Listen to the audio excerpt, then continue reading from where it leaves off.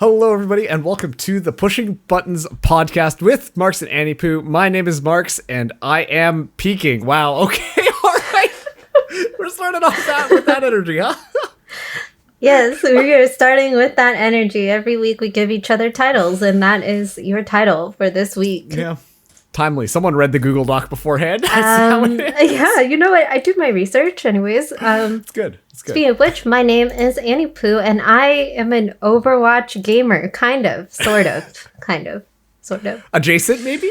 One would say? I do dabble in Overwatch. I would not say that I'm sucked into Overwatch yet. Not yet. Keyword, you haven't been with the grip of the flux?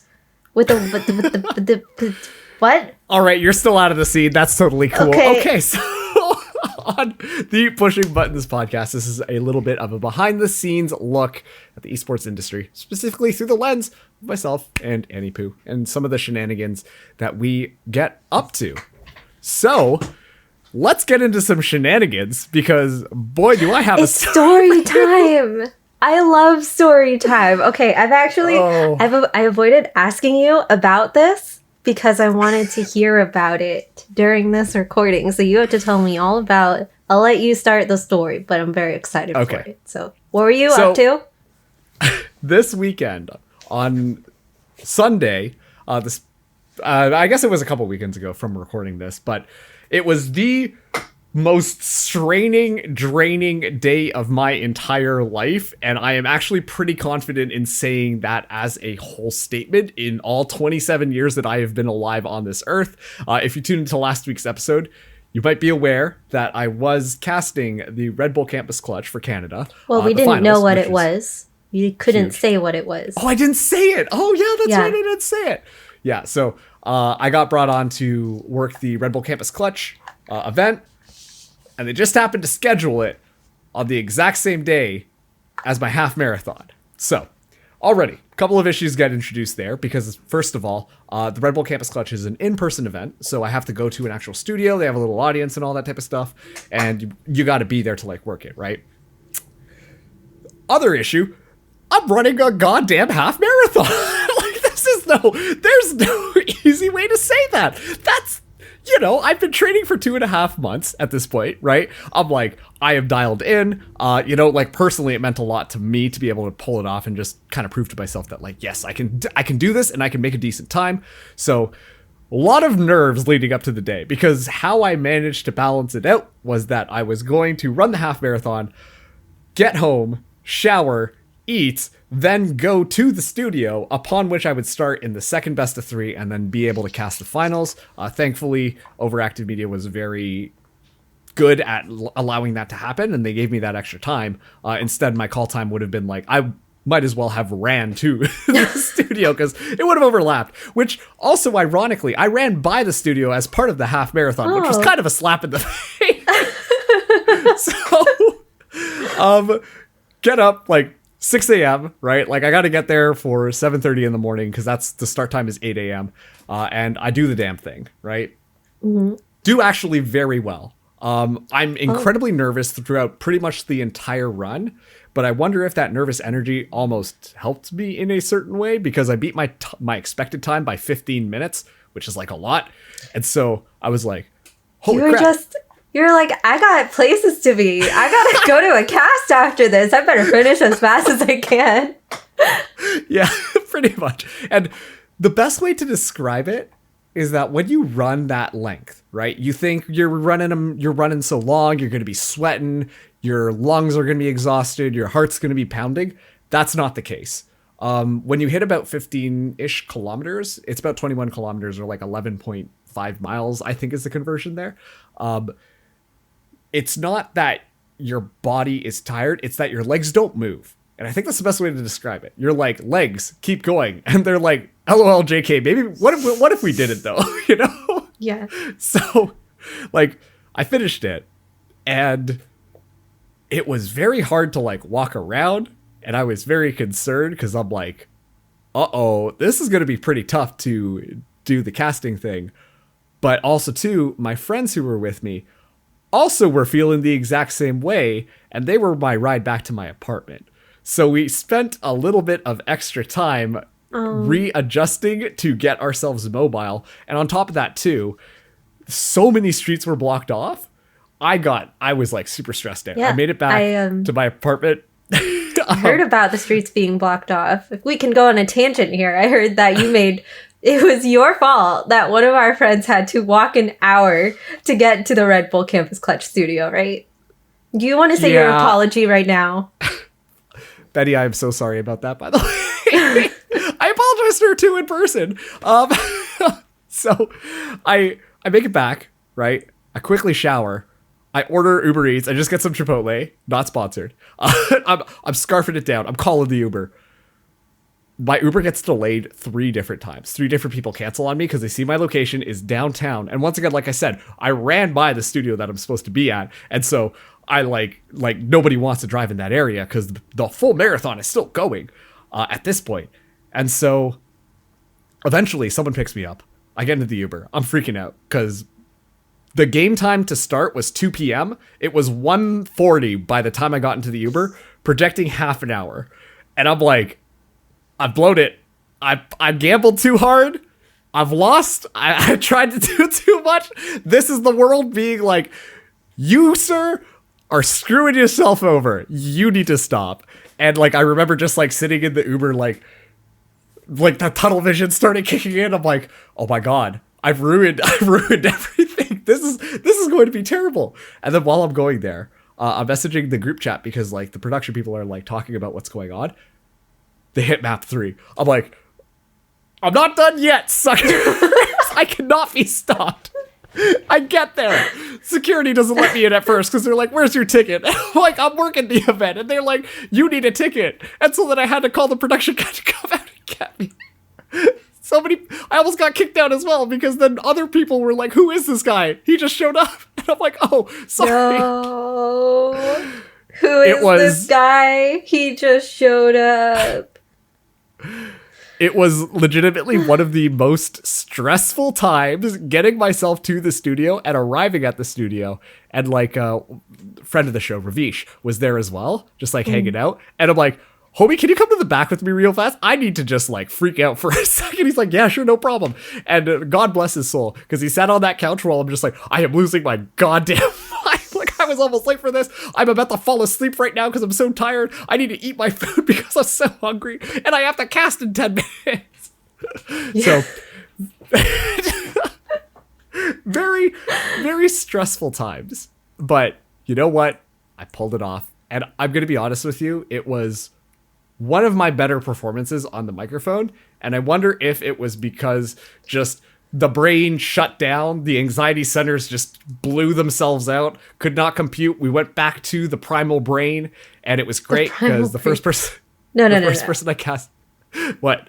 I think I know why. It's because you remember last episode we recorded, I told you, what if you practice casting after your runs? And then you messaged me later and you were like, okay, so I did that. And it was once. I don't know if you did it more than once. But I mean, the one time that you did it, that was it. That was the practice. That's all you needed to pull that off, you know? You know what? Thank you, Andy. You saved my life that day. I am the true MVP of the Red Bull Campus Clutch. Oh my God. Yeah, I like, also too, like I've got like a smartwatch on me, right? So it keeps track of like my stuff and like my heart rate, all that type of stuff. And it also has a stress meter. I'm not sure if I've mentioned this before, but when I was standing up at that desk, my watch vibrated. And is it telling you like, you're too stressed? Calm the fuck down. We're detecting abnormally high stress levels. Have you considered meditating? As like we've got 1 minute on the clock and I'm like, you need to shut the fuck up right now. Just clear that notification away. And so I got to work that in-person event. I got to cast alongside Ash, who I've never worked with before, but because we kind of know each other. Then why do you? Sorry, I just confused faced there for a moment because I don't know. You guys have been on the same event multiple times. So I just kind of expected that you would have cast together at least once by now. So I'm surprised by that, but cool. Yeah, no, it was the first time. And, I think when you're casting alongside other people who are kind of at that level of comfortability and you know each other as well, it just makes it so easy to be able to do like everything. And I think like our chemistry was really good. And then I also got to cast with Seymour afterwards, which is Colin is his actual name, his real life name, if you will. And same exact same.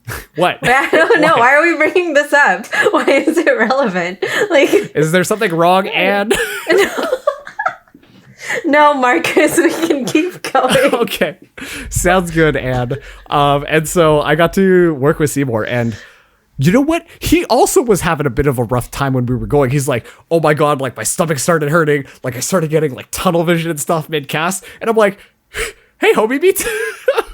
So I'm glad everyone was just kind of in a state of panic. But yeah, I somehow miraculously pulled it off. I'd never want a day like that in my life ever again. After the event, people went out for drinks. I'm like, actually, I'm gonna go home and just sit on my couch and not like, I was just like, maybe I'll watch TV. I didn't even watch TV. I sat on my couch with a bottle of water and I just sat there for 25 minutes, not even looking at my phone. Just, oh my God, I did all of that. And so, yeah, you just started astral projecting or something. You just left the world for about 20 minutes. Listen, I'm not a Pisces, so you know what? Maybe not. Pisces? Is that how you say that? Pisces. Pisces. There Okay. You're the astrology one. I don't even know how to explain that line you just said, because I feel like that's it's not necessarily an inside joke, but it does require some context about, me as a person, our friendship, and then the video too that you had sent me the other day. Bottom line is all of the context needed is that Mark's found a video that was very like Pisces stereotypes. I'm a Pisces. Sent it to me, and I watched it, and I was like, I feel like I'm being attacked because this video was basically describing me, and one of the things that doesn't happen to me, but was kind of funny, was at the end, the character in the video started astral projecting. So. Yep. Look up Benito Skinner if you want that series. He does one for all of the different astral signs. It's pretty funny. But yeah, I mean, listen. So the reason why I wrote peeking down in the document was simply just because this is the peak of the physical experience. I don't think I can ever really run a half marathon ever again and then continue right into doing an esports cast for 4 hours immediately afterwards. And I am... Listen, you brought it up last time. I am okay with this being the peak. I never want to do that again to myself. That was unkind to myself. But I survived, and that's what's important. And you got to show your medal on camera, right? You wore it. That's a really funny story. Why did you bring it? Did somebody tell you to? No, because I had such a small window of time when I was at my apartment to I had to leave, all of my race day gear was still in my backpack when I went to the event. There were so many snacks in my bag. They were ordering food for people, and I'm like, actually, I'm good. And then I opened my bag, and there's 17 granola bars and a bag of chips and a half-eaten burrito bowl. I'm like, you know what? That's just me. And the medal was in there, too. So, yeah, the production staff were like, hey, you should wear the medal on stream. And I'm like, I'm not gonna do that. I don't want to be like that guy. And then Colin was just like, I'm gonna be wearing a blazer, so you should wear the medal. I'm like, okay, fine, I'll do it for one map. And so I put it on for the finals, and then I took it off because I felt kind of dumb. But a lot of the production staff came out in between the map, was like, let's go. Oh, thank you. That's cute. Yeah. Anyone else watching it is like, what the frick is happening though, right? It's like, why is this guy wearing a medal on desk? Hello? Yeah. Is that the prize for winning Red Bull Campus Clutch? Even the Red Bull Canada Twitter account was just TBH, kind of surprised that you were able to cast after running a half marathon. Respect. And I'm like, yeah, thank you so much. I never want to do it again, please. So that was the half marathon Red Bull Campus Clutch extravaganza that I put myself through. But amazing. I survived. I don't know if I'm stronger for it. I don't know if I'm thriving, but We made it to the end. Surviving, not thriving. Huzzah. Precisely. Oh, okay, so your turn now. My turn? What if I don't want to have my turn? What if I just want to listen to you talk this entire time? Annie, that's called my Twitch stream. You can find me at Marks_Wong. If you it's just Marks Wong. That's my Twitter. So I'm sorry, but this is your turn. Otherwise, this podcast doesn't exist. It can be a solo podcast. What if we just want to have you solo podcast it out? I'm just here for ad libs and encouragement. I'm trying to find a way to say this nicely, but I don't. My brain can't really think of it nice. Let's be honest here. No, okay. You can stop talking. Well, it's fine. Okay. I'll start talking. You're getting into self-deprecation land again, and I peaked. And I just don't have the mental capacity to fight you about that right now. It's okay. You can astral project about it later. Okay. I don't know what astral projecting is, by the way. So continue. I don't know what's happening. But, it's fine. It's fine. I'm just coming off of a long weekend. And actually, I mentioned in our previous episode, trying out new things. And I had some esports titles I was going to move into. I don't know why I'm speaking like this. There's some weird bodily movements happening right now because I'm feeling really awkward. But yeah, one of the new ones is Rocket League. In Rocket League, a lot of the orgs do team streams. So while in a lot of broadcasts, you'll have brain, hello? In a lot of esports titles, Valorant, for example, which we are very involved with. Yeah. Sorry. Why'd you have to think about that? That's just a fact. Because, I don't know, it didn't sound right. I was doubting you. Great. Nothing has changed. Continue. We did meet in Valorant. But, in many esports titles, you have your one tournament broadcast that is put on by that tournament's team, by the TOs. But in Rocket League, every team is able to have their own stream on their org's channel. So I got to do it for Dignitas this time. I worked with two lovely Dignitas content creators who were casting the event. Rocket League has auto director that will, automatically observe for you. So I didn't have to observe. I was just there to watch and enjoy. And actually, I really enjoyed Rocket League. Rocket League is a really great spectator esport. I'm not even joking. It was a lot of fun. And it's actually crazy, the mechanics that these pro players put into the gameplay. Because I've watched friends play Rocket League and it's like ball push into goal. But these guys are doing crazy flips and the tech. And I'm just like, oh my gosh, and the coordination. And we had crazy 4-minute overtime. I'm just fangirling at this point. But it was a lot of fun. I really enjoyed watching Rocket League, which was surprising because, not gonna lie, I've been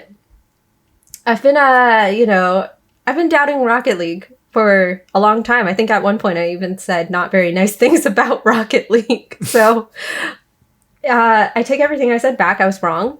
Carball is a lot of fun.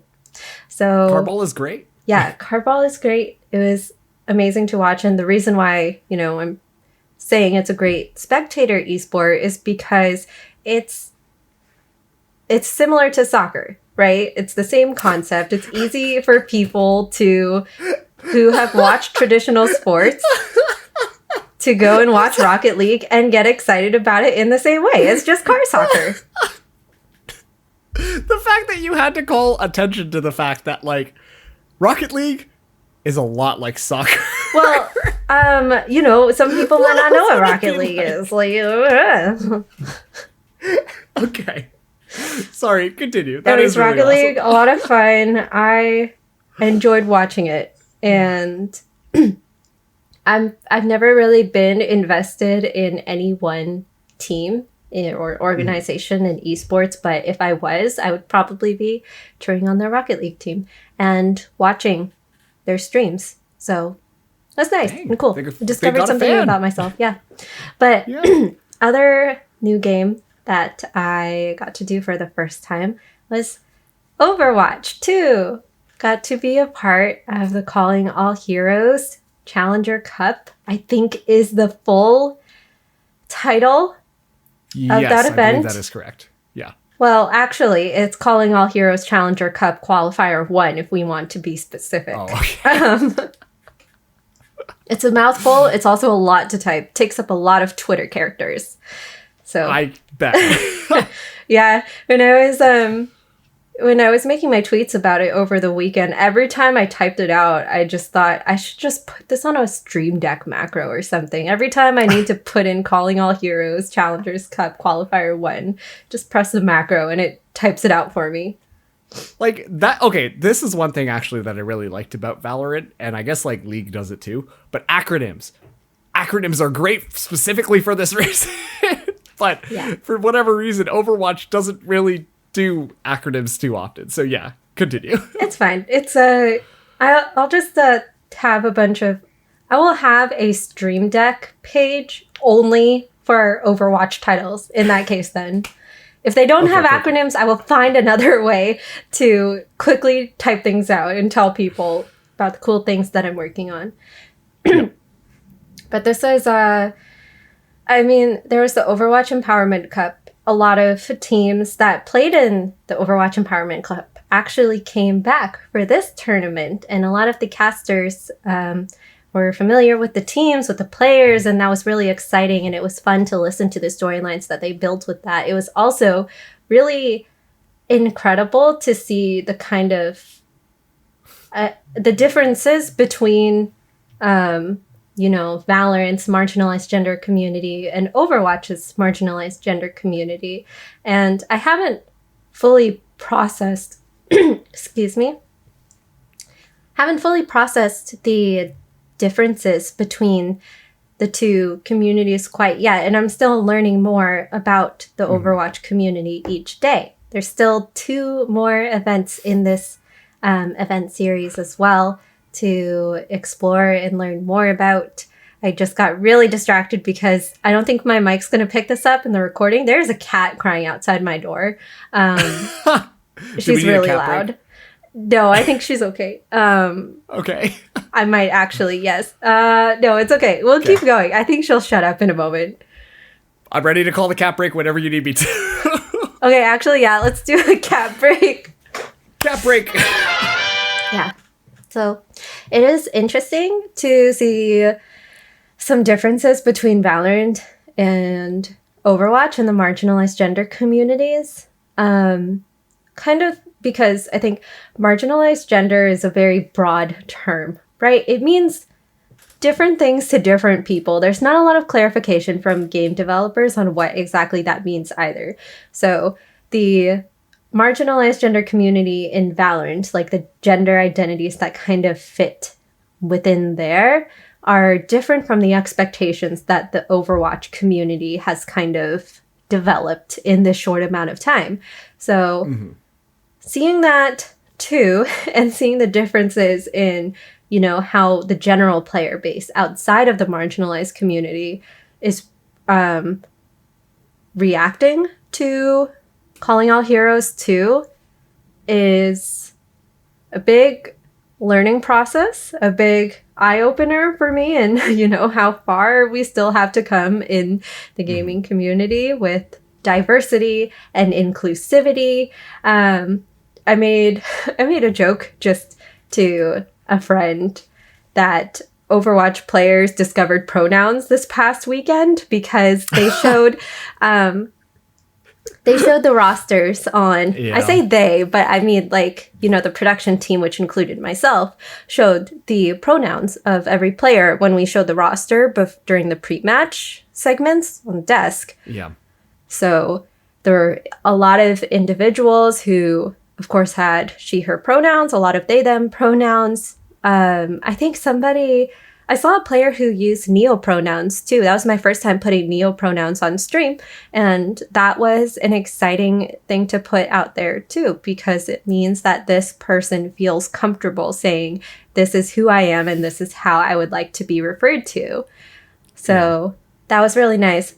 But You know, the community, the people who are watching, some people in chat were not very understanding of why things like this are important to people, and that is always a little frustrating to read, to watch play out. But I think this overall was very positive for the community. A lot of people felt good coming out of it. So I'm happy that I was really happy to be part of this inaugural tournament, and I hope to continue being a part of the scene's growth.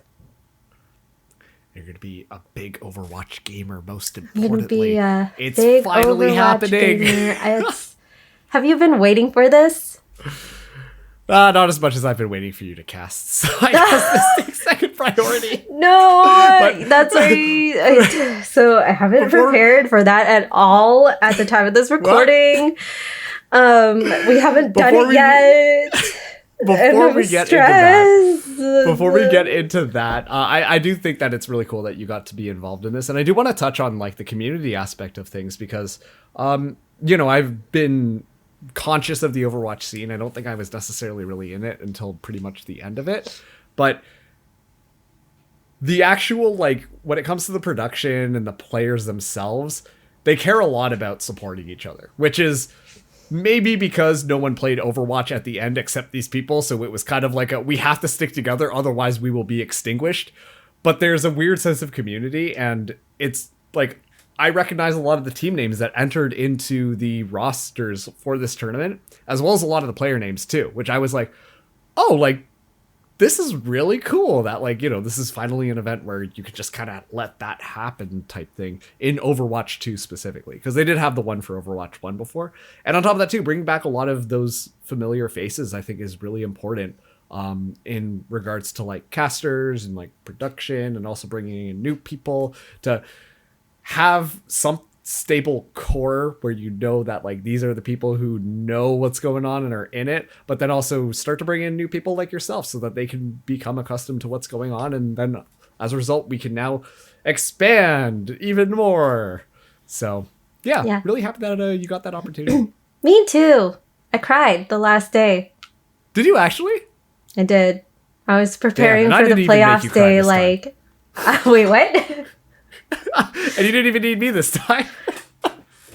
I wasn't gonna bring up the fact that you've made me cry before, but like while we're talking about it, so before Marks and I were friends, he made me cry. Yeah, No, you don't get to explain why. You don't get to explain why. No, I do no, get to you explain why. don't. This is why I brought it up. You Because we were don't. running a charity event. We don't and I have was casting time your for charity this. event, and No, I told you stop. that you reached your goal, Oh and you were like, my "Oh my God. god, I'm so happy!" And then you started crying. He's gonna mute me. He's gonna mute my part of the recording for that of me trying to I'm talk not over gonna him. mute Just you. watch, or he's gonna make I'm me gonna just like he's turn gonna you down. in post. No, see, I'm being brain. I'll raise your pitch up like 15 octaves. You'll sound like a chipmunk. Chipmunk just like in the background. That's actually kind of funny. You should do that. I should do that. But yeah, okay, so you cried at the end of it. That's a big emotional Yeah, response. because it's that is the third game I've been part of for, like, you know, in a tournament specific. I don't know why it's so hard to explain this. Like, it's the third game where I've done a marginalized gender tournament is what I was trying to say. Wow, that took brain a long time to figure out. You got there. Yeah, I started out in Valorant, I've done Apex, and now I have Overwatch on that list as well. It's truly an honor to be part of, you know, these growing initiatives for equality and inclusivity in gaming and esports. And, you know, it's the reason why I'm here and why I have my current job. So I want to continue providing these opportunities to other people too. Yeah, that's great. And you know what else is great? The fact that you're going to be casting soon. So I would really love if we just stopped talking about this. Nah. All right. We're going to have a quick little break. And when we got back, we're going to review how Annie did with casting for the first time for the Tropical Throwdown. Okay, squid break. And we're back. Welcome back, everybody. It's now after the Tropical Throwdown. We have lived the squid. We've become the squid. Wow, that didn't even last for like 5 seconds on your head. You spent so long trying to put that on. Yeah, it's fine. I'm trying to put this squid thing on my head and it didn't work out. But you know what? I'll find a way. Oh, it's not a squid, it's an octopus. You made fun of me for saying that it was a squid. I know. I hope how the turntables. I hoped you weren't gonna catch on to that. Okay, but we did it. We casted Splatoon. It was an interesting time. Let's talk about it from your perspective first, and then we'll talk about it from my perspective, and then we can kind of compare notes, see how things went. So, how did you like casting for the first time? Yeah, you know what? As expected, I didn't like it. And I say as expected because I feel like I've developed strong speaking skills from, just doing panels and just practicing doing presentations and things that are more prepared, or I kind of can expect what is going to happen. But on the other hand, I am not very good at reacting to things, have not been very good at reacting to things. I think when you watch me stream, something will happen and I'll just be like, oh, dope, to gameplay and stuff. So, yeah, brain no worky. When you said, oh, dope, I'm 99% sure there was literally one time when I was watching you stream. I can't remember what game it was. It wasn't Valorant or anything. And something like actually just like popped up on the screen and you were like, oh, huh. And I was like, as you said that, I was like, oh shit, I got taken back into that moment. Yeah. Yeah, pretty much. And that is how I do things. There was something, yeah. What else? There was something in my head, but it escaped my head. Oh, Splatoon is also just it's not a great spectator esport. I do have to admit, there's so much going on, and unfortunately, there aren't a lot of tools on the spectator side for it to be more viewer friendly. Yeah. So, from that perspective, actually, just to extend a little bit more, Splatoon be zooming. And, it's... The pace of the game is insane at, an actual team coordination level. I've talked about previously how I've casted Overwatch, which to me was just like, oh, that's as fast as anything could ever get, because there's so many things going wrong. There's, lasers flying out. There's shields. There's people flying around.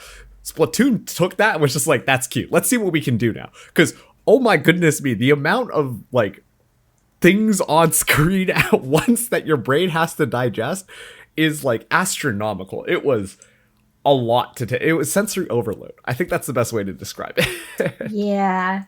There was so much fucking going on. It's just, oh my gosh, I can't even, I'm still processing how fast and how much is going on in those games, even watching and try to digest it from an observing perspective, because that's what I actually do instead of casting. It's really hard to figure out what's going on. There's no mini map you can easily look at either. Mean, there is a mini map that you can pull up, but it'll pull it up for the entire screen. And there's also an accessibility thing where if you want to have a mini map, you would probably need a second Switch and a second Nintendo Online account to put in to the lobby to try to have a mini map feed up. Yeah. Sometimes for Apex, we'll have a second account go in on another PC, so we have a mini map always open for the observers to reference, but also for the producer to pull up at any moment. And it do be rough. it was a little intense, and honestly, just us going into it, very first time that I was casting Splatoon, first time you've ever casted as well. When First of all, you were a lot better at the death segments, which I think speaks to your just sense of how you like to prepare for speech, much like you just said earlier. But when we were in the actual game, I do think you were starting to pick up a little bit more about just a little bit of the like, oh, this is when I should just like say a quick comment and then back out type style. But you started to catch on more towards the end, and I was like, oh, okay, we're getting somewhere. So that's pretty cool. Yeah, and that's the furthest you're gonna get. Oh, okay. So. Just toss my dreams on the ground and shoot it a couple of times, why don't you, with some ink? This is your dream, not mine, and I that's right. have allowed it to happen this one time. But, we should get you in an observing lobby sometime. Oh, God. I should put you in the producer seat for one of my tournaments. I am concerned and would like to backpedal on what I have stated as my dream. That was not actually my dream. No, I don't think this is good. Please, just okay. How long were we doing that Splatoon thing? We were there for 1 hour, 2 hours, 1.5 hours. 1.5-ish hours, maybe 2 hours, somewhere around there. 1.5-ish hours. So that's one best of 3. You know what? I don't want to gas myself up. I think I'd be okay at observing. I think you would do... It would take a little bit, but I think I would be somewhat okay, if not average, at observing. And I mean average at like an entry-level observing. Average at an entry level. There's a lot of qualifiers I'm throwing out here. Okay, yes, but you've also watched me VOD review and listened to me, so you kind of understand the flow of the game. It's just a matter of whether you'll push the right buttons. Ha. Boom. That's the name of the podcast. Hey, thank you guys so much for listening, and that's going to be the end. No. But, okay, let's see if we can make that happen. I do want to try it. I'm not going to guarantee any level of quality because I have a feeling I am going to A, be nervous, B, be extremely overwhelmed at first with which button does which thing, C, probably panicking, and then that'll be the observing for that best of 3. I see. And also, I'm going to have you co-stream it too. So, you can hear me panic? We can hear you panic, yeah. Oh, that's going to be fun. That's going to be fun. It's just going to be a lot of, oh God, oh God, oh God. Oh my God, I think I did it. Okay, thank goodness. Oh, jeez. Yeah. Or I'll get you an eye tracker to see, which part of the screen you're looking at. We can really digest what's going on. No, I don't want...